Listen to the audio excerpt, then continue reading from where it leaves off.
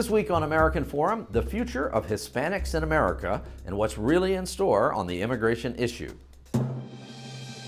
It's about history, policy, and impact.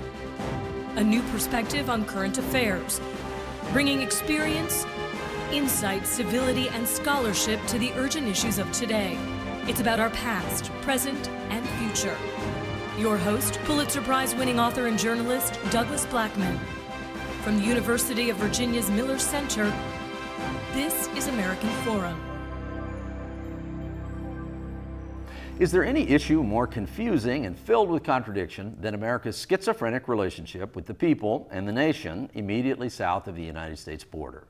We're told that undocumented workers from Mexico are displacing millions of Americans from jobs they deserve. Yet when the country successfully blocks those immigrants, big businesses and farmers say they can't make it without them, that American citizens don't want those jobs. Many Americans believe there is an unchecked tsunami of illegal immigration. The Democrats are in favor of that flood and Republicans oppose it, and that those non-citizens are responsible for large numbers of terrible crimes. In fact, illegal entry and the number of Latino immigrants living without papers in the U.S. fell dramatically during the presidency of Barack Obama, partly due to a tighter border than during the administration of Republican President George W. Bush. And there's no statistical basis for the idea that immigrants commit more crimes than others. Historically, Americans learned a Hollywood story in which what is now the southwestern U.S. was nothing but barren desert and ruined adobe churches until white illegal immigrants from the United States arrived 150 years ago and miraculously created the prosperous Sun Belt. Many of us imagine Mexico today mostly as a lawless badland of drug lords and poverty. The real history is different. Generations of Americans and Mexican Americans worked and lived collaboratively along the border. Today, Mexico is a crucial trading partner, selling us nearly $275 billion in imports, including cars and auto parts worth $42 billion in 2016.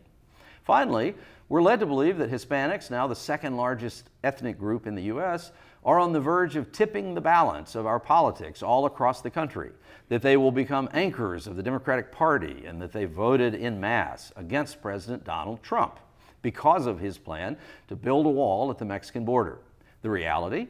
More than half of all Hispanics in the U.S. live in just 3 states, California, Texas, and Florida. And while Hillary Clinton got far more Latino votes in the 2016 election, President Trump actually did a little bit better than Mitt Romney 4 years earlier. And a county-by-county voting analysis by our guest in this episode found that many Latinos in rural areas pulled the same lever for Donald Trump that middle-class whites did. Geraldo Cadava is a professor of history at Northwestern University and something of a specialist in puncturing preconceived notions about Hispanics. He has told the rich history of Latinos in America, as well as their troubled present, and the place of Hispanic voters in current presidential politics. He's the author of Standing on Common Ground, The Making of a Sunbelt Borderland, which tells the story of 2 sides of the border, Tucson, Arizona, and the Mexican state of Sonora. He's currently writing a book about Hispanics and conservative politics. Thank you for being here. Thank you for having me. So let's start with the most counterintuitive idea among any of the ones that I suggested, and many others. I could have gone on and on. But this notion that Hispanics, Latinos, whichever term we want to use, that these voters actually showed more support for Donald Trump than the presumption would be. But so is that actually the case? Why is that the case? And how does that square up with that all the stories that we're hearing right now about Latinos not testifying in court, not sending their kids to school, fearful of this dramatic uptick in deportation, or that there is one? How do we square the idea that there was more support for Donald Trump than perhaps expected, and that now there's a panic among Hispanics in America? It seems like he did do better than most expected. He won, estimates disagree, but somewhere between 20 and 30% of the Latino vote, which is actually in sync with the percentages that have voted for Republican candidates over the past 50 years or so. But because of all of his inflammatory remarks on the campaign trail, it was widely expected that he would be on the lower end of that range from 20 to 40%. So it was a surprise. I think that low voter turnout certainly contributed to it. I think the ways in which he spoke to some issues that Latinos care about on the campaign trail that aren't particularly Latino issues and certainly weren't framed as such, but creating jobs, parental choice in education, things like that. I think parts of his message resonated with Latinos. There are two main groups we're talking about, those that are legally in the United States and those that are not. Obviously, that's a big division. But also just ethnically, and we are talking about an ethnicity, not a race. That's another confusing thing.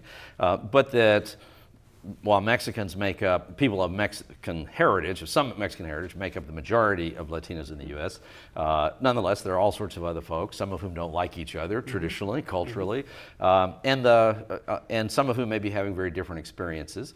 But so break that down a little bit for us. What are we? Who are we talking about? I mean, it's an incredibly diverse group of people that we're talking about. So diverse to the point that many people will say that there's really no such thing as Latino. And in fact, one of the greatest challenges to my current project on conservative Latinos is people have said, well, there's really no such thing as Latinos, so why aren't they just conservatives? And that's one of the greatest challenges. But and their response is frequently that really what is Latino, what we take to be Latino, is just a grouping of various national communities: Mexican Americans, Cuban Americans, Puerto Ricans, Venezuelans, Central Americans, Dominican Americans, etc. And those groups, those communities tend to live in distinct regions. Mexican Americans primarily in the Southwest, although they're all over the country. Cubans and Puerto Ricans along the eastern seaboard and in the Midwest, etc. So it really is a diverse community, and they have different issues that they care about, especially, just to name one example, U.S. foreign relations toward their home countries. Cuban American voters, their interests have been defined primarily with respect to the Castro regime in Cuba. Puerto Ricans often vote according to what a candidate's positions are on the territorial status of the island, language policies, etc. Will Puerto Rico remain a territory? Will it become an independent state? Will it become independent and something else? Mexican Americans are concerned with border issues, immigration, citizenship. So it really is a diverse community, and the challenge for politicians is to figure out how to craft messages that either appeal to all Latinos as a national group or to very particular communities in South Florida, the Southwest, or New York, and that's not always an easy or achievable thing to do. Any of these generalizations are suspect, but traditionally Cubans and Mexicans, there's been tension between these two groups. Yep. The idea that I think a lot of Republicans during the primaries for 2016 thought, wow, we've got two Hispanic candidates, two prominent Hispanic candidates. This is going to make for big inroads into the Hispanic population. Yep. But in fact, Marco Rubio was genuinely no doubt about it, of Cuban descent. But Ted Cruz is of a more complicated Cuban descent. Really, the real question that came up was that he was actually a Canadian citizen, and how Hispanic is a Cuban like Ted Cruz, and in both of their cases, whether they really would resonate with groups of Mexican heritage voters. Absolutely. A very real question, and that's confusing, I think, to Anglos. And frankly, the extent to which a Latino candidate of a particular ethnic background would find success among other Latino groups, it's an untested theory, because there has been no general election candidate who is Latino. And so we do fall, again, Anglos, I think, have some tendency to make assumptions about that pure ethnic affinity will actually drive voters, where in the end it tends, particularly if people don't think a candidate is going to win or be able to do anything, then they have a tendency not to vote for him, no matter what they look like. That's right. That's right. But among this other group, which is a large group, we have these ethnic differences, like you've been talking about, that are regional, but you also have a tradition of conservatism among some Hispanics, particularly among these families that, and that have been in what is now the United States for many generations, longer than most Anglos, particularly in the Southwest, Arizona, New Mexico. Real conservatism there, a very similar set of issues that matter to them, including concern about unchecked immigration. Yeah. What leads Latinos to conservatism varies across the country. Sometimes it's foreign relations. In the case of Mexican Americans in the Southwest, I think it has much more to do with business connections and free trade between the United States and Mexico, or again, a family's long-standing tenure on a plot of land, where a rancher in a small community in Arizona or New Mexico would tend to have much more in common with other ranchers in Arizona and New Mexico, and not so much with other Latinos in other areas. And I think that's why you saw some of the counterintuitive results in particular counties, the rural counties in New Mexico and Colorado and Arizona, that instead of moving towards Hillary Clinton, in fact moved towards Donald Trump compared with Mitt Romney, both in percentage and number terms. They tended to be the counties that have had the highest rates of unemployment over the past few years and have actually had population exoduses and are now smaller communities than they were 4 years ago. So I think it's a whole range of issues that leads to a Latino's conservatism.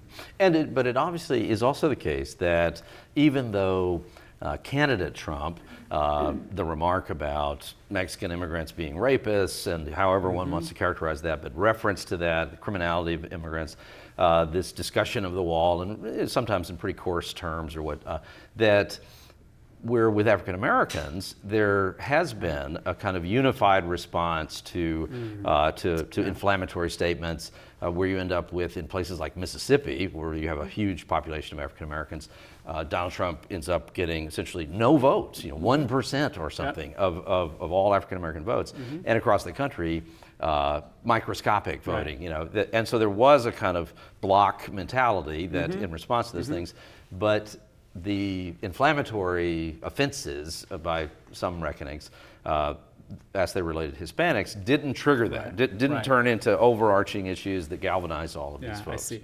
Latinos over the past 50 years have voted for the Republican candidate anywhere between 20 and 44%. So there's a much greater range, whereas African Americans over that same time period, only 10%, pretty consistently, have voted for the Republican candidate. So I do think that for a whole variety of reasons, Latinos are more of a swing vote. On the issue of immigration, I think that's totally right. Immigration, border construction, even though undocumented undocumented immigrants are not voting in elections, most Latinos, Mexican Americans in particular, who are voting in elections have family members who are undocumented, know someone who's undocumented. Sometimes they're in mixed status families where one of the two people involved in a relationship has legal status and votes, one does not. So in those cases, the living conditions and experiences of the family are very much dependent on the one person's legal status, because they're able to vote and kind of advocate for their undocumented half. And so I think that's why an issue like immigration or border control resonates so much more with Mexican Americans, because if it doesn't affect them directly, it affects someone in their family, someone they know. Whereas, again, I've seen post-election interviews with Cuban Americans in Florida who will say that they absolutely support Donald Trump's immigration policies because if you want to migrate, you should come legally. They absolutely think that a border wall should be built, because anything that would deter the entrance of someone who's broken a crime or is about to break a crime if they haven't yet crossed is desirable. Immigrants from many parts of the world have some tendency, if you're getting a cab in Washington and you start a conversation with the driver and it's someone from Nigeria or Kenya, because I try to go out of my way, maybe this is silly or naive, but I make a point these days of introducing to obvious immigrants that I'm glad they're in our country and that I think our country is strong as a result of them being here. And I just like to express that to people whenever I have the opportunity. But it's striking how often A, people are appreciative of that, but then B, they go into kind of a scripted reaction to what they are expecting me to hear. What is it? It is that, oh, you're right, and it's terrible. Some of the things are being said, and we're working hard and trying to do our part. It's sort of what they're thinking I want to hear, I believe. But then oftentimes, if it's a long cab ride, we get to the part of the conversation where they say, well, but actually, I think there probably should be some controls on the border too. I don't think just I had to go through this, and this to get to this country. Yeah. I don't think anybody should be able to come in. And it does come back to a very basic thing that, there isn't anything intrinsically evil about a country securing its border. Certainly any presumption that every immigrant to the United States would be against a wall at the Mexican border is a fallacious assumption. Yeah, no, I agree that there's nothing inherently wrong with trying to protect your borders. I think the open border movement has been very mischaracterized. I think I take the liberal position to be not that they want the walls thrown open to let floods of people come across. I think they want the work that immigrants do recognized. I think they want border enforcement to be more humane than it is, and to actually prioritize some of the things like keeping families together that American immigration policy has long prioritized. So I think the open border movement has been, or if it's a movement, I don't even know if it's a movement, but the open border position has been really mischaracterized. The other thing while you were talking I was reminded of is the immigration historian Matt Jacobson, who's said that immigration history is kind of one of our biggest failures of national memory, because it's like each generation of immigrants forgets that their families also immigrated to the United States. So it reminds me of that, where each generation of immigrants will somehow inherently recognize that immigrants are here largely to do good, but they also develop a story about how they've followed all the rules, have assimilated, have come legally, and have forgotten a lot of the struggles that they themselves or their own families went through in order to get here. Your book is about this long history of a particular place on the border, and it is a pretty fascinating way to look at this whole issue, and how one would assume, particularly sitting here or anywhere far, far away from that boundary between the U.S. and Mexico, that there's this kind of war going on, and that everybody who's a legal American citizen or on the American side is hostile and antagonistic to everybody on the other side, and the folks on the other side are just trying to slip past them at any moment. And when in reality, there's this long history, for the most part, amicable relations, lots of economic interdependence, lots of movement back and forth across the border for many, many decades. And then the Bracero program from the 1940s to relatively recent times that legally authorized lots of Mexican workers to come in and out of the United States. So there's this long history of a pretty constructive relationship at the border that people are, to some degree, still a part of, and certainly still remember very well. Absolutely. It's more a continuum of economic interdependence and cooperation and mutual relations that gets interrupted at moments of conflict and war. I think the border does militarize. In World War I, it's when you see the construction of fences for the first time. In the 1970s, it's when you see, when there's an economic depression, when the numbers of undocumented immigrants is spiking. That's when you see calls for the construction of steel barriers. That's when some of the first steel barriers get constructed. Now, 8 years after the Great Recession, you similarly see renewed nativist sentiments and calls for the construction of the border wall. But I think that it's really those moments of conflict or following conflict and economic decline that you see these calls for constructions of border walls and immigration enforcement. But the continuum is cooperation and a back and forth flow. And I think that's what more than anything else, I think the vast majority of border residents are most concerned about interrupting that historical flow, an ongoing flow between the United States and Mexico, much more than they're worried about undocumented immigration or crime or anything like that. I mean, what happened? That's what I'm trying to get a sense of. I mean, is it just that so many people came across the border and it really did begin to have economic impact, or what? In a real way, Mexicans have always been constructed as a threat or as a mongrel race that would retake the Southwest and introduce Catholicism or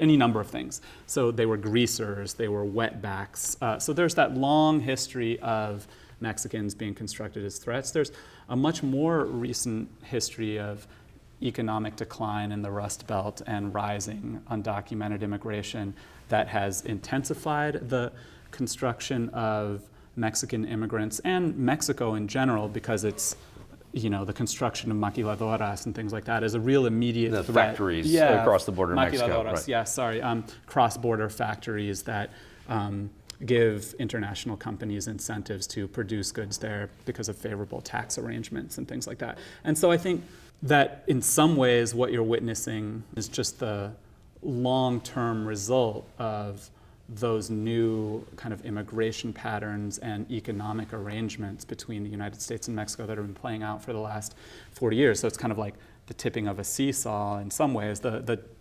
frustration and disgruntlement that many working class whites have felt in the Midwest has been there for some 40 years, but this year kind of boiled over.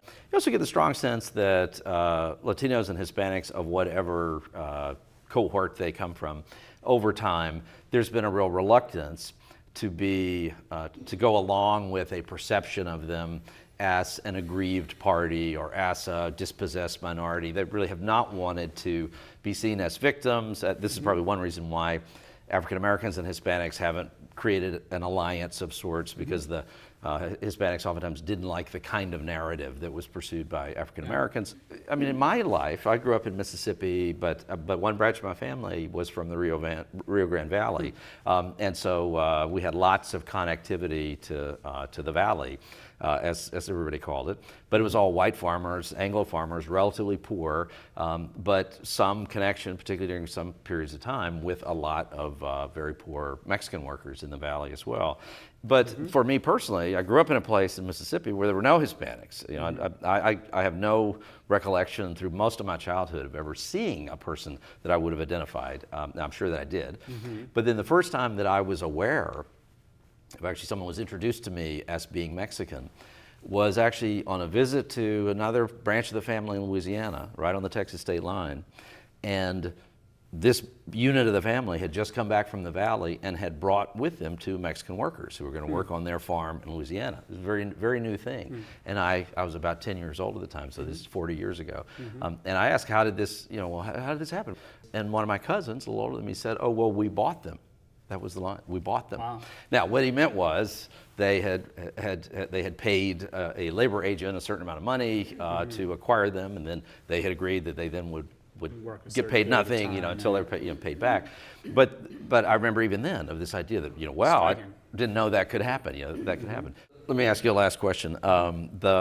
Let's assume in good faith. Well, first I'll preface this by saying I recently wrote an essay in which I suggested that President Trump could, in fact, contrary to lots of expectations, be something of a pioneer on race. And I was really talking about black, white, but that he actually has an opportunity, if he were to veer towards some of the things he said about race that were on the more optimistic side, constructive side, that he's actually the person who could help lower income white Americans see that they share some interests with lower income African Americans, and that there's actually an opportunity for him on that. Now, a lot of people, a lot of liberals and others have said that I'm out of my mind to have suggested such a thing. But so let's just operating on an assumption of good faith on the part of President Trump. If he called you up after watching Disappearance on American Forum and said, "Why don't you come in and tell me what I ought to do, Mr. Cadava, Professor Cadava," what would you say? Well, if you had 10 minutes or even 3 minutes with President Trump, what would you say? I would caution him against believing that just because he won this election with a particular message that supported at least optically supported the white working class in the Midwest or wherever, that's not going to be the driving force of politics going forward, I think. So I would tell him to continue to pay attention and work to improve his relations with Latinos. Jerry Cadava, thanks for joining us. Thank you, Doug. You've been watching American Forum, where for 30 minutes every week on PBS stations all across the country, we discuss and debate national issues in a constructive, no-yelling atmosphere. You can watch us on your local PBS affiliate, or to join our ongoing conversation, look for American Forum on the Miller Center Facebook page, visit our new website at millercenter.org, or follow us on Twitter. My handle is @DouglasBlackman. Geraldo Cadava is @Jerry_Cadava, just the way you see it there on your screen. Thanks for watching. We'll see you next week.